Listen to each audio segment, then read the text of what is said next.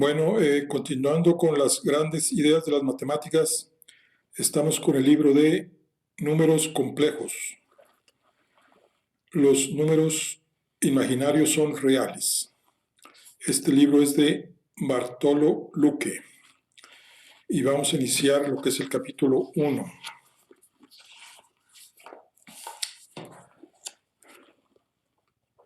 Capítulo 1, que se llama números complejos.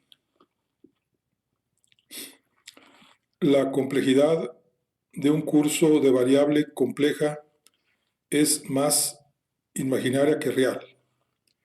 Una observación anónima alentadora. Hemos visto cómo un número complejo en forma binómica, z es igual a más bi, puede representarse como un punto AB en el plano complejo, donde interpretamos A como su parte real y B como su parte imaginaria.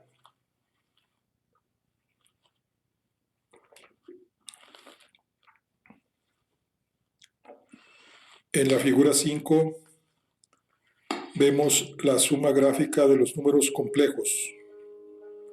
Z1 es igual a 2 más 3i y Z2 es igual a 4 más i, que da como resultado z es igual a 2 más 4 más 3 más 1 por i igual a 6 más 4i. Función exactamente igual que la suma de vectores en el plano. 2,3 más 4,1 igual a 2 más 4, 3 más 1 igual a 6,4, donde sumamos componentes a componente.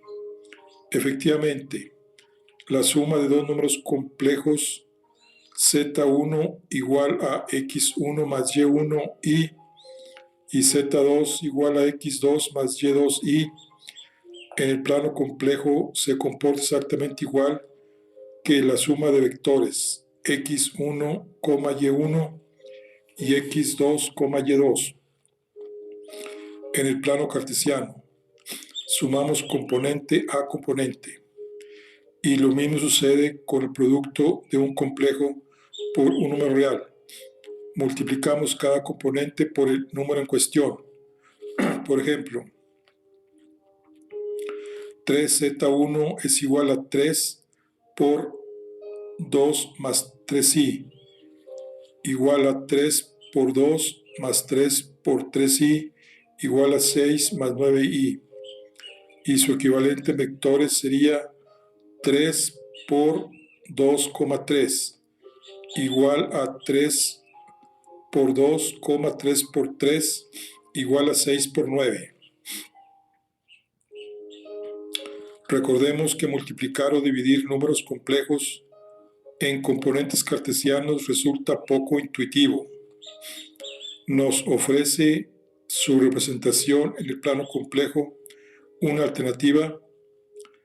Si en vez de utilizar coordenadas cartesianas x, y, utilizamos coordenadas polares r, ρ, como en la figura 6, todo se vuelve sorprendentemente sencillo. Al utilizar coordenadas polares, también podemos determinar unívocamente un número complejo en el plano. Basta con especificar su módulo r, a qué distancia se encuentra el punto x, y del origen y su argumento ρ. El ángulo que forma el vector x, y con el semieje de abscisas positivo, tomando como sentido angular positivo el antihorario. Encontramos el módulo R de un número complejo z igual a A más BI a través del teorema de Pitágoras, de R igual a raíz cuadrada de X cuadrada más Y cuadrada, y su argumento a través de la función inversa de la tangente, como ρ es igual a r z igual a tangente de y sobre x. Recordemos que la tangente se define como el cociente de las funciones trigonométricas seno y coseno. Si tangente de ρ es igual a y sobre x, entonces la función inversa de la tangente, la función arcotangente, nos devuelve el ángulo en radianes. Arctangente de y sobre x es igual a ρ. En la figura 7 vemos representado como un punto, el tercer cuadrante, el número complejo z igual a menos 3 menos 2i es igual a menos 3, menos 2. Su módulo es r igual a raíz cuadrada de menos 3 al cuadrado más menos 2 al cuadrado igual a raíz de 13. Y su argumento rz es igual a r tangente de menos 2 sobre menos 3 igual a 3.73 radianes.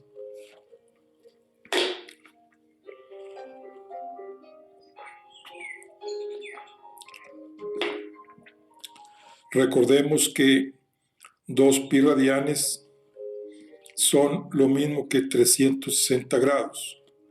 Pi radianes es igual a 180 grados, etc. Observemos que hemos tomado como argumento θ igual a 3.73 radianes, pero otros valores hubieran sido igualmente válidos como 3.73 menos 2pi, 3.73 más 2pi, 3.73 más 4pi, etc. En realidad, podemos sumar o restar el número de vueltas completas 2pi n radianes con n entero, en el sentido horario o antihorario que queramos, a 3.73 radianes, y estaremos señalando al mismo tiempo al mismo número complejo del tercer cuadrante. Los matemáticos dicen que el argumento está multivaluado. Para que θ sea único, establecemos un convenio arbitrario. Imponemos la condición adicional de que su valor pertenezca a un cierto intervalo semiabierto de longitud 2pi, como 0,2pi, menos pi, pi, etc., donde el corchete indica que el valor extremo se incluye en el intervalo y el paréntesis indica que no. Escoger este intervalo se conoce como tomar una determinación del argumento y se denomina determinación principal o valor principal rz al valor de θ en dicho rango. Nosotros tomaremos como determinación o valor principal del argumento al intervalo menos pi, pi, de modo que θ será mayor que menos pi igual a rz, menor o igual que pi. Por ejemplo, si el argumento de nuestro número complejo es el conjunto infinito de valores rz igual a 3pi entre 2 más menos 2πn con n igual a 0, 1, etc. Su valor principal será arz igual a menos pi medios. A partir de las coordenadas polares r y θ de un complejo podemos recuperar sus coordenadas cartesianas invirtiendo la transformación x igual a r coseno de θ y es igual a r seno de θ, de modo que siempre podemos escribir el número complejo como z igual a x más y igual a r coseno de θ más i r seno de θ igual a r que multiplica a coseno de θ más i seno de θ. Para distinguirla de la binómica, a esta forma de representar a un número complejo se la denomina forma trigonométrica. Por ejemplo, el módulo del número complejo z1 es igual a 1 más i en la figura 9 es r1 es igual a z1 en valor absoluto es igual a raíz cuadrada de 1 al cuadrado más 1 al cuadrado igual a raíz de 2. Y su argumento principal es θ1 igual a arz1 igual a ar tangente de 1 entre 1 igual a pi cuartos. De modo que su expresión trigonométrica es z1 es igual a raíz cuadrada de 2 coseno de pi cuartos más i seno de pi cuartos. Lo interesante de esta representación comparada con la binómica es que nos permite multiplicar y dividir complejos de una manera muy sencilla. Por ejemplo, sean los números complejos z1 igual a r1 por coseno de θ1 más i seno de θ1 y z2 igual a r2 entre paréntesis coseno de θ2 más i seno de θ2, su producto será z es igual a z1 por z2. Entonces será r1 por r2, corchete, paréntesis, coseno de θ1 por coseno de θ2 menos seno de θ1, seno de θ2 se cierra, más i que multiplica a seno de θ1, coseno de θ2, más coseno de θ1 por seno de θ2 se cierra el paréntesis y el corchete. Entonces z1 y z2 es igual a r1 por r2 es igual a coseno que multiplica a θ1 más θ2 más i por el seno de θ1 más θ2, donde simplemente hemos empleado las clásicas fórmulas del coseno y el seno de la suma de dos ángulos. Si nos fijamos en el resultado final, resulta que el módulo del producto es sencillamente el producto de módulos. R es igual a R1 por R2 y el argumento, la suma de argumentos. Ar Z1, Z2 es igual a Ar Z1 más Ar Z2. Recordando que al final debemos reducir el valor del ángulo al argumento principal, donde Ar Z menor o igual que pi y mayor que menos pi.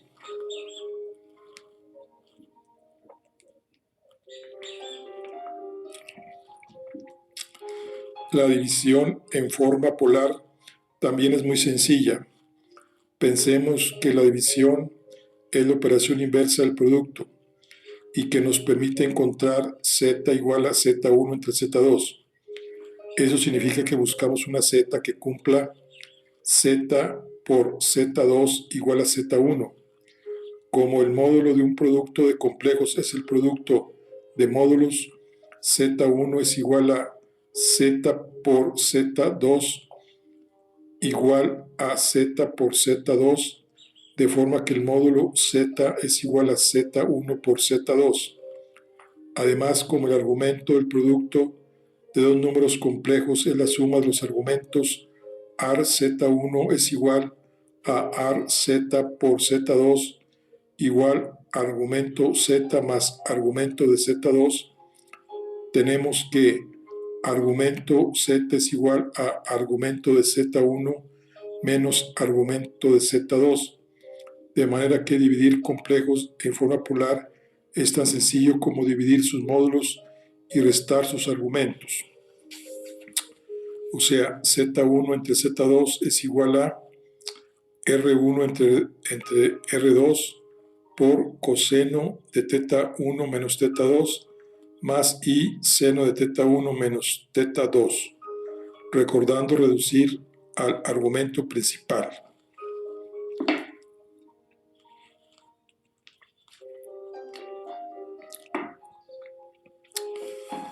La fórmula de Moivre. Gracias a la sencillez del producto y el cociente en forma polar, es muy fácil calcular potencias enteras de números complejos. Si z es igual a r que multiplica coseno de teta más i seno de teta, entonces z elevado a la n es igual a r elevado a la n coseno de n teta más i seno de n teta. Y esto es válido para n igual a 0, más menos 1, más menos 2, etc. La identidad es sencilla de demostrar por inducción y se conoce como la fórmula de Moivre, en honor al matemático Abraham de Moivre, 1667-1754. La fórmula de Moivre conecta los números complejos y la trigonometría. Es una máquina de generar identidades trigonométricas. Si el lector no recuerda nunca la expresión del seno y el coseno del ángulo doble, como es el caso del que les escribe, basta con tomar r igual a 1 y n igual a 2 en la fórmula de Moivre así. O sea, z al cuadrado es igual a 1 al cuadrado coseno de 2 teta más i seno de 2 teta es igual a coseno de teta más i seno de teta al cuadrado. Esto es igual a coseno al cuadrado de teta más 2 veces i coseno de teta seno de teta menos seno al cuadrado de teta. Dos números complejos son iguales cuando lo son sus partes reales e imaginarias. Es decir, x1 más y1i es igual a x2 más y2i si y solo si x1 es igual a x2 y y1 es igual a y2. Igualando partes reales e imaginarias, en este caso obtenemos las conocidas relaciones para el ángulo doble. Coseno de 2 teta es igual a coseno al cuadrado de teta menos seno al cuadrado de teta. Y seno de 2 teta es igual a 2 coseno de teta seno de teta.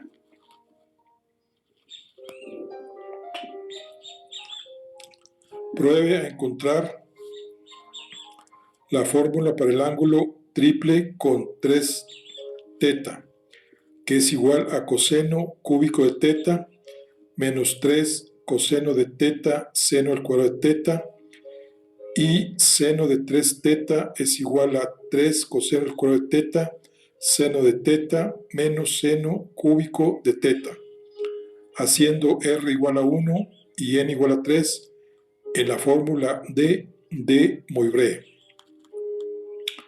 A partir de la fórmula de Moivre, los matemáticos pudieron obtener con facilidad muchos resultados trigonométricos de lo más conocido de manera extraordinariamente sencilla comparada con los métodos usados tradicionalmente y una caterva de nuevos resultados.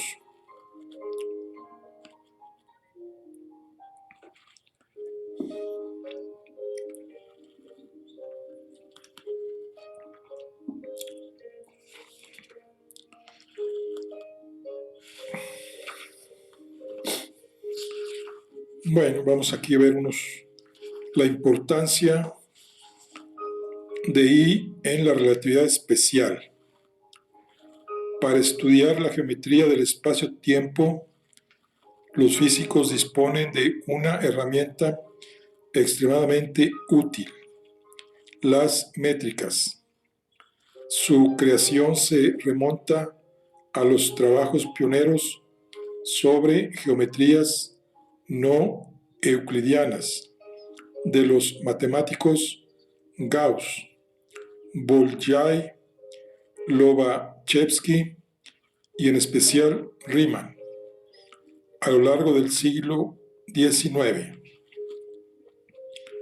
Una métrica es simplemente una función que nos proporciona la distancia entre dos puntos de un espacio, teniendo en cuenta su geometría intrínseca. La métrica euclidiana describe nuestra idea intuitiva de la geometría del espacio cotidiano. Así, para medir la distancia ds entre un punto de coordenadas x1, y1 y z1 y otro de coordenadas x2, y2, z2,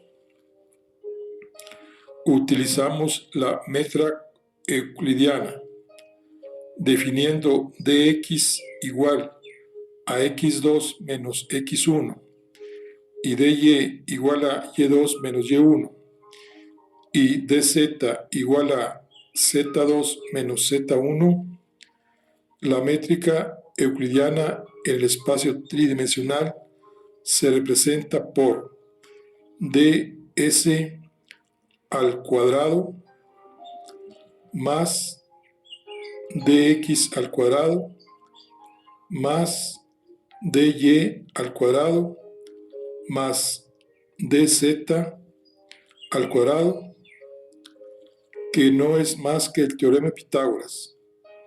De igual forma, podemos asignar métricas distintas a espacios distintos. La métrica esférica, por ejemplo, nos dice cómo debemos medir distancias sobre la superficie curva de una esfera. Cuando trasladamos la métrica plana de Euclides al contexto de la teoría especial de la relatividad de Einstein, el espacio tridimensional se le ha de añadir el tiempo como cuarta dimensión. Obtenemos así un espacio-tiempo cuatridimensional, plano, de puntos que en la jerga física se denomina eventos. La métrica que nos dice cómo medir distancias entre eventos en este espacio-tiempo plano de 4 dimensiones se llama métrica de Minkowski, en honor al matemático ruso Hermann Minkowski, 1864-1909, que la definió por primera vez como ds al cuadrado es igual a dx al cuadrado más dy al cuadrado más dz al cuadrado menos c al cuadrado dt al cuadrado. En el espacio tridimensional euclideo, las tres coordenadas espaciales intervienen de la misma forma.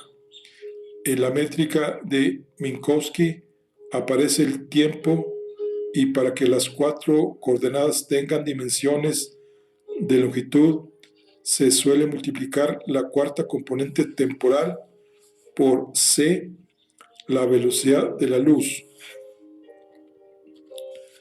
La métrica de Minkowski consigue que la distancia entre eventos espaciotemporales son invariante respecto al observador.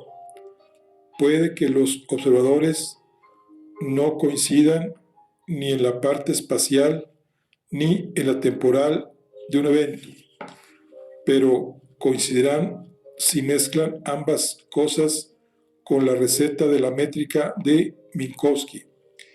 En ese sentido, el término relatividad genera confusión, pues tras apuntar la teoría de Einstein, la relatividad de medidas espaciales y temporales, es decir, su dependencia con el observador, encuentra lo que resulta invariante a todos ellos. Lo que Minkowski descubrió es que en vez de usar C de t, debemos tomar I C de t, y de ahí el signo menos en la componente temporal de la métrica. Véase el apéndice 1, la métrica de Minkowski. Si desea más detalles matemáticos, el truco consiste en trabajar con el tiempo como si fuera una magnitud imaginaria. Minkowski lo resumió con tono épico. Las consideraciones sobre el espacio y el tiempo que quisiera presentarles surgieron en el seno de la física experimental, y en ello radica su fuerza, sus radicales. De ahora en adelante, el espacio en sí mismo y el tiempo en sí mismo están condenados a ser sombras. Solo un tipo de unión entre los dos conservará una realidad independiente. Ahora vamos a ver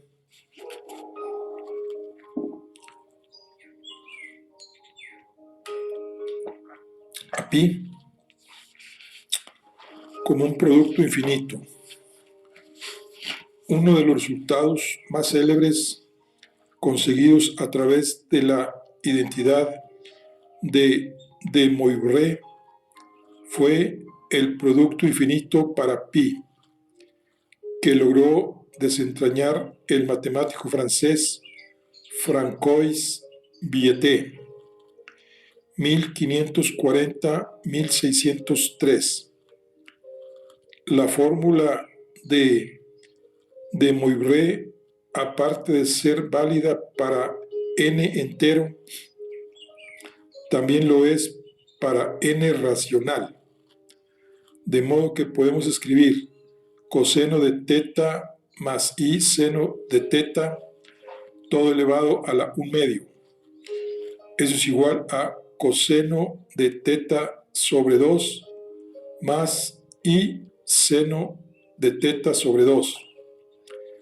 Elevando al cuadrado a ambos lados de la igualdad, llegamos a coseno de teta más i seno de teta igual a coseno al cuadrado de teta sobre 2 menos seno al cuadrado de teta sobre 2 más 2 veces i seno de teta sobre 2 por coseno de teta sobre 2.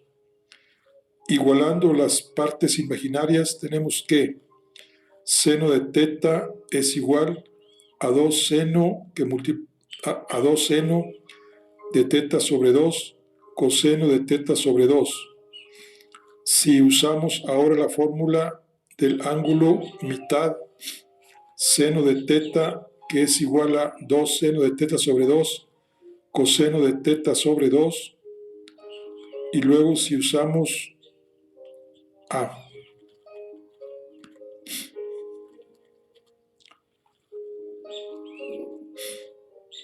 Bueno, igualando las partes imaginarias tenemos eso, ok. Si usamos ahora la fórmula del ángulo mitad, seno de teta sobre 2 es igual a 2 seno de teta cuartos coseno de teta cuartos, nos queda seno de teta es igual a 2 por 2 seno de teta cuartos coseno de teta cuartos por coseno de teta sobre 2. Aplicando reiteradamente el mismo truco tenemos que seno de teta es igual a 2 elevado a la n, coseno de teta sobre 2, coseno de teta sobre 4, etcétera, hasta coseno de teta entre 2n, seno de teta sobre 2n, que dividiendo entre teta y haciendo el límite n igual a infinito, nos conduce a límite seno de teta sobre teta cuando n tiende a infinito, límite cuando n tiende a infinito de coseno de teta sobre 2, coseno de teta sobre 4, etcétera, a coseno de teta sobre 2 a la n, por seno de teta sobre 2 a la n, sobre teta sobre 2 a la n es igual a coseno de teta sobre 2, por coseno de teta sobre 4, por coseno de teta sobre 8, etcétera. Finalmente, particularizando para teta es igual a pi cuartos, tenemos en cuenta que coseno de pi cuartos es igual a raíz de 2 entre 2, y usando la fórmula para el ángulo mitad, tenemos que coseno de teta entre 2 es igual a raíz de 1 más coseno de teta sobre 2. Obtenemos la célebre fórmula de Vierte para pi. 2 sobre pi es igual a raíz de 2 por raíz de 2 más raíz de 2 sobre 2 por raíz de 2, 2 más raíz de 2 más raíz de 2 sobre 2, etc. Un maravilloso producto infinito de radicales encajados.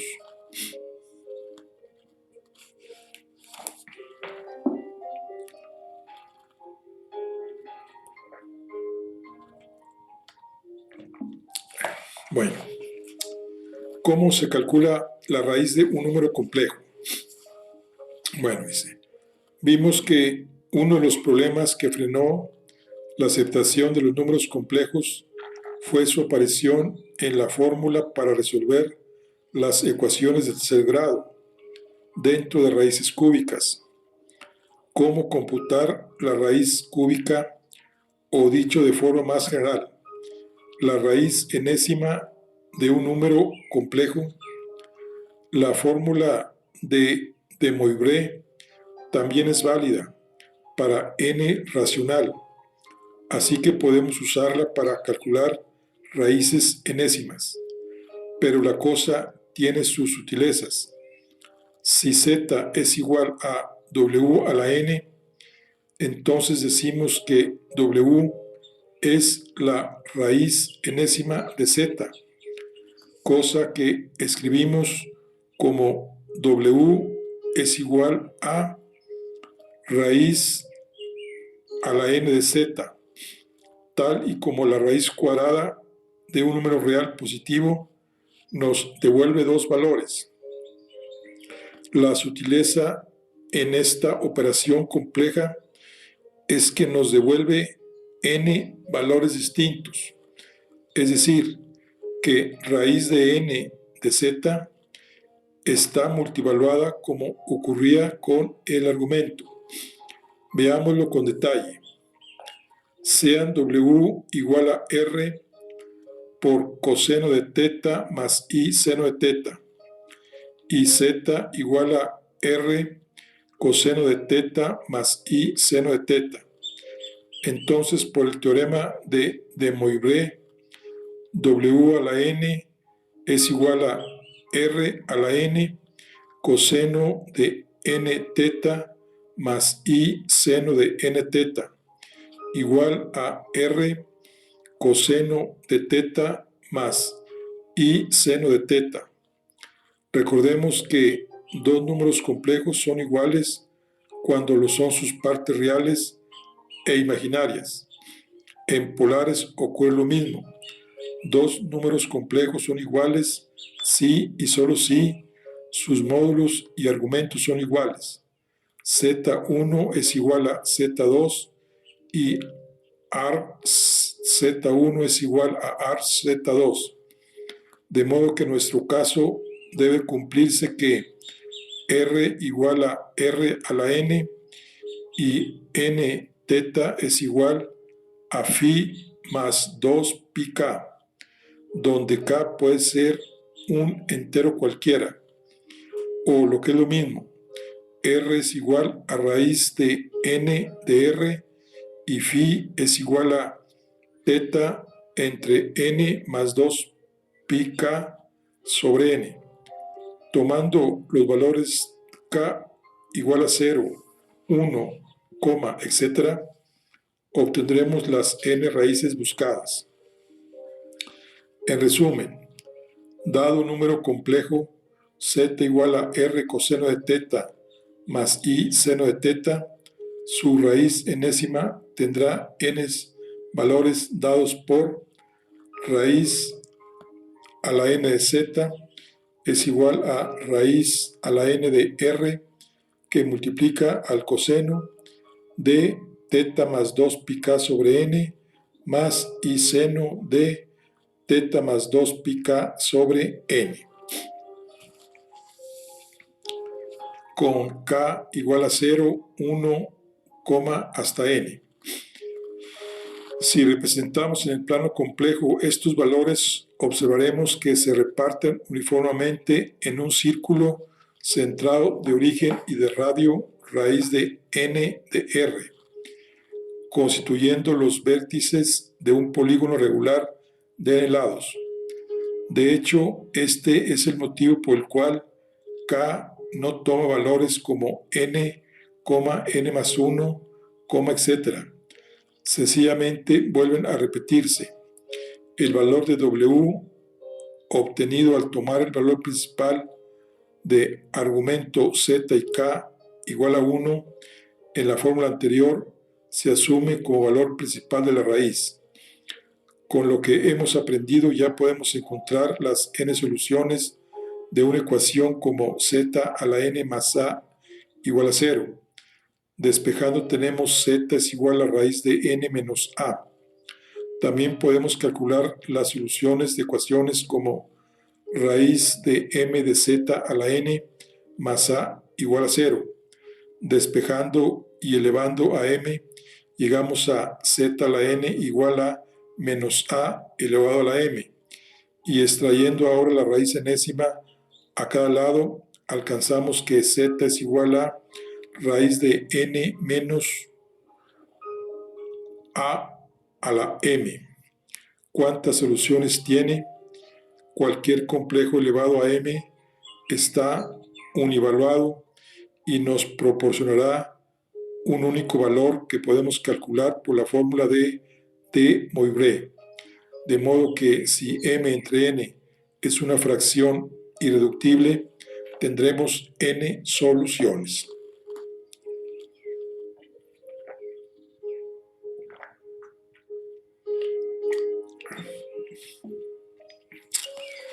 El conjunto de los números complejos C remarcado es un cuerpo algebraico. Una estructura algebraica no es más que un conjunto de elementos y de operaciones aplicables a los mismos. Las estructuras se clasifican según las propiedades que cumplen esas operaciones. Así, las operaciones de suma y producto de números complejos dotan a C remarcado, que son los números complejos, de estructura algebraica de cuerpo, también llamado campos. En resumen, esto significa que la suma y multiplicación de cualquier par de números complejos Z1 y Z2 proporciona otro número complejo, propiedad de clausura, que existe un elemento neutro para la suma, el 0, y para la multiplicación, el 1. Y para cualquier número complejo, z, existe su inverso aditivo, menos z, que también es un número complejo, y su recíproco, 1 sobre z, siempre que z sea distinto de 0. Además, las operaciones de suma y multiplicación satisfacen las leyes conmutativa, asociativa y distributiva, pero en el caso de los números reales. Así que el conjunto de los números complejos, al igual que el conjunto de los números reales, además de las operaciones de suma y multiplicación con las propiedades anteriores, es un cuerpo. Sin embargo, al contrario que el cuerpo de los números reales, C no es un cuerpo ordenado. No es posible definir relaciones como z mayor que 0 o z1 menor que z2 sean compatibles con la suma y el producto. No tiene sentido decir que i mayor que 0, por ejemplo, porque si multiplicamos por i, tendríamos el absurdo i al cuadrado igual a menos 1, que es mayor que 0. De hecho, en cualquier cuerpo ordenado, el cuadrado de cualquiera de sus elementos es necesariamente positivo, de modo que i al cuadrado es igual a menos 1. Vaticina que C no es ordenado. El orden del que están dotados los números reales R no puede extenderse a los complejos C, pero a cambio C ostenta una propiedad maravillosa. Es algebraicamente cerrado. Los números naturales son cerrados respecto a la suma. Eso significa que siempre que sumamos dos naturales, obtendremos otro natural, como por ejemplo 3 más 5 igual a 8. Sin embargo, no son cerrados respecto a la resta, porque por ejemplo 3 menos 5 es igual a menos 3 y 3 menos 3 es igual a 0. Así que necesitamos ampliar el concepto de número hasta número entero, que incluya los naturales, el 0 y los negativos, para que sean cerrados respecto a la suma y la resta. Los enteros no son cerrados respecto a la división, porque 2/3 no es un entero. Necesitamos volver a ampliar el conjunto de números a los racionales para que sean cerrados respecto a la suma, la resta, la multiplicación y la división. Pero aquí no acaba la cosa, porque si extraemos la raíz cuadrada de un número racional, podemos encontrarnos con los números irracionales, como de hecho ocurrió históricamente con raíz de 2 y raíz de 5. De modo que necesitamos ampliar de nuevo el conjunto de los racionales a los reales para admitir a los irracionales. Por último, si pretendemos hacer la raíz cuadrada de un número negativo, obtenemos otra clase nueva de números que son los complejos y que por fin resultan cerrados también para la potenciación. La afirmación: toda ecuación polinómica a sub 0 más a sub 1x más a sub 2x2, etc. igual a 0, con coeficientes complejos a sub 0, a sub 1 hasta a sub n, posee n soluciones. Se conoce como el teorema fundamental del álgebra. La demostración de este hecho por parte de Carlos Federico Gauss y Jean Lee Rons de Alembert, 1717-1783, que usaron justamente álgebra de números complejos, asegura que C es un campo algebraicamente cerrado. Ya hemos visto que el campo de los números reales tampoco es algebraicamente cerrado porque ecuaciones como x cuadrada más a es igual a 0 no poseen raíces reales para a mayor que 0. Así que los números complejos consiguen superar el principal defecto de los números reales, que como ya descubrieron los matemáticos renacentistas, no son algebraicamente cerrados.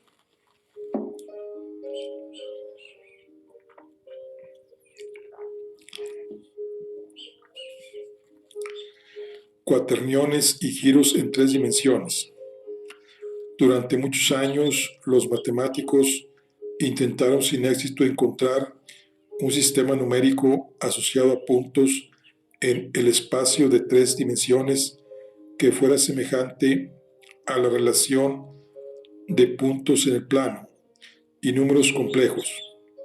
Williams, Rowan, Hamilton, 1805-1865, tras demostrar que esta extensión de los números complejos a 3 dimensiones era imposible, pasó a intentarlo en 4 dimensiones, creando en 1843 los cuaterniones, números tetradimensionales que suelen expresarse como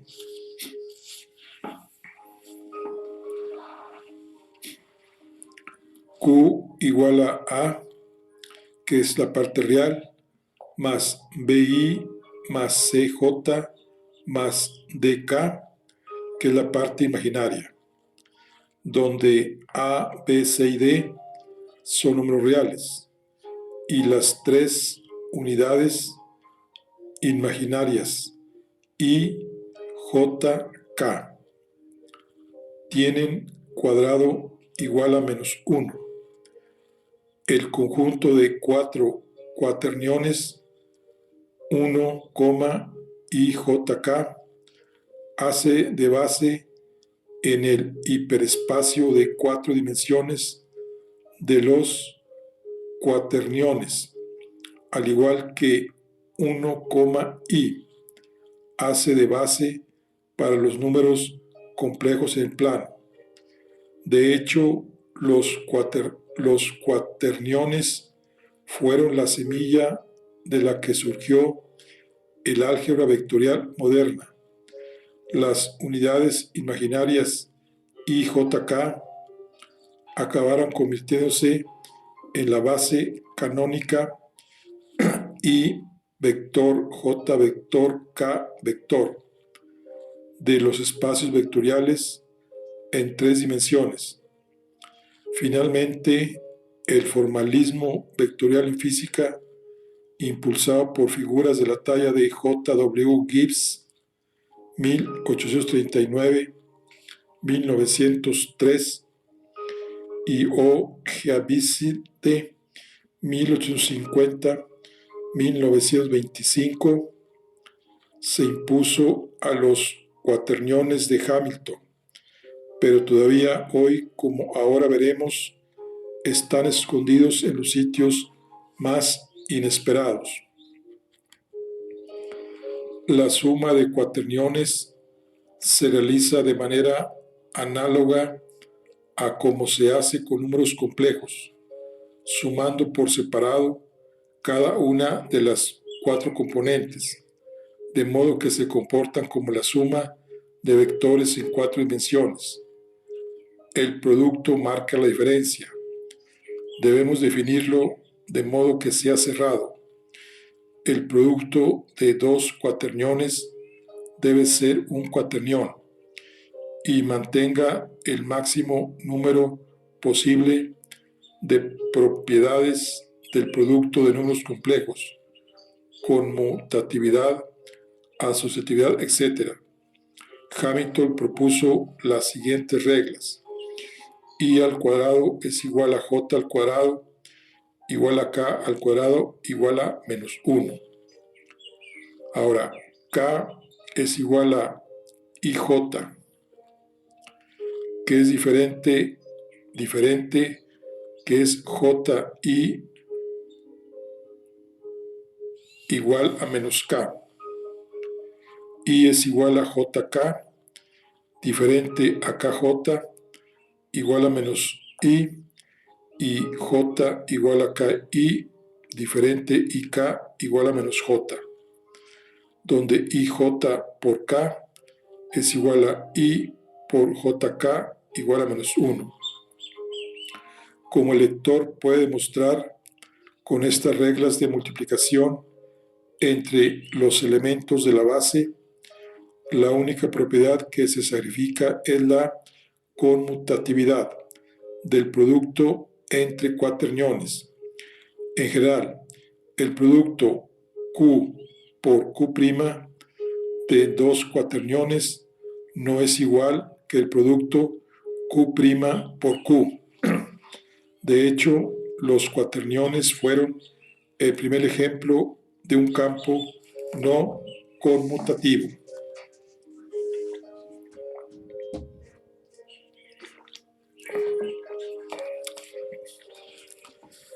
¿Qué utilidad práctica pueden tener los cuaterniones? Volvamos a jugar con las potencias de I, que nos dieron la pista de la bidimensionalidad de los números complejos. Recordemos que si multiplicábamos sucesivamente la unidad imaginaria por sí misma, obteníamos sucesivamente I al cuadrado es igual a menos 1, I al cubo es igual a menos I a la cuarta es igual a 1, y por último, I a la quinta es igual a I, que nos devolvía al principio. Así dedujimos que multiplicar por I era equivalente a girar pi medios radianes en sentido antihorario. Con nuestra notación trigonométrica es fácil ver que multiplicar un número complejo cualquiera, excepto el 0, por I equivale a rotarlo pi medios radianes. O sea, IZ es igual a IR coseno de teta más I seno de teta. Es igual a R por seno de teta más I coseno de teta, igual a R por coseno de teta más pi medios más I seno de teta más pi medios. De manera semejante, a través del producto de cuaterniones podemos generar rotaciones en 3 dimensiones. Pero, ¿cómo es posible si el producto de cuaterniones no es conmutativo? Pues resulta que las rotaciones en 3 dimensiones tampoco son conmutativas. En la primera línea de la figura 13 aplicamos al libro primero un giro de 90 grados en sentido antihorario alrededor del eje X y después un giro de 90 en sentido antihorario alrededor del eje Z. Si repetimos cambiando el orden de los giros como en la segunda línea de la figura, el resultado final es distinto. Los cuaterniones tienen la propiedad adecuada para describir rotaciones en 3 dimensiones y en particular la composición de las mismas de manera sencilla. Pensemos, por ejemplo, en cómo podemos modelar la posición y orientación de un avión. Para la posición nos basta con un punto en 3 dimensiones, pero la orientación tiene su enjundia. Cuando los pilotos hablan de giros, se refieren a ellos con los términos guiñada, cabeceo y alabeo, que quedan perfectamente explicados en la figura 14. Se trata de los giros que podemos realizar alrededor de cualquiera de los 3 ejes cartesianos.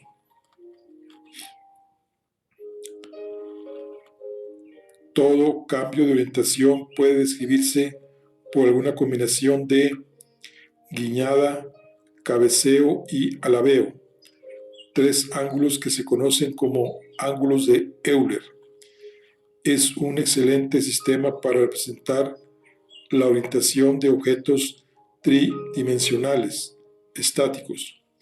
Pero cuando están en movimiento, la cosa se complica y aparecen problemas técnicos con los ángulos de Euler que describen la orientación relativa a unos ejes fijos. Los cuaterniones superan esos problemas, aunque en contrapartida perdemos la intuición visual. Hoy en día nos encontramos a los cuaterniones, por ejemplo, en el software para el control de navegación y vuelo de aeronaves, en el GPS o la robótica por las prestaciones en velocidad de cómputo que aportan a los códigos, superando a sus competidores matemáticos naturales como son las matrices de rotación o los ángulos de Euler.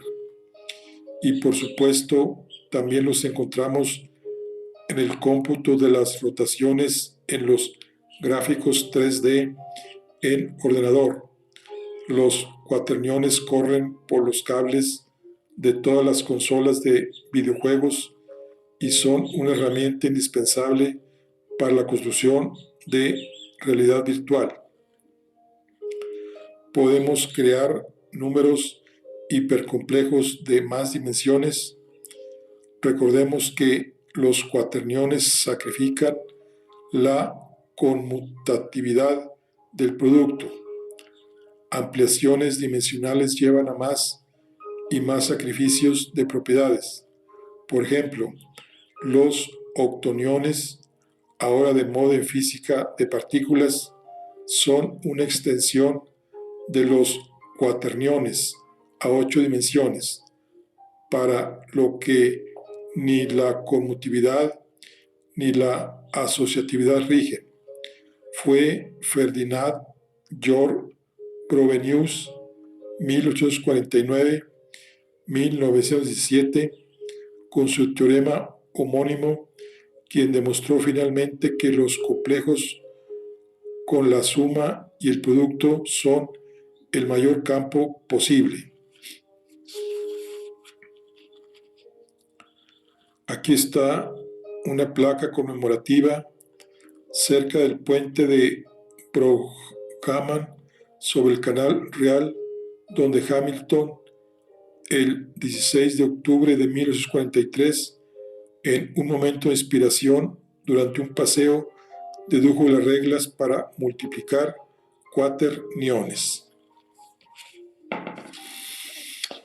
Bueno, entonces aquí concluimos la charla del día de hoy. Estamos finalizando el capítulo 1. Nos vemos en la siguiente. Hasta luego.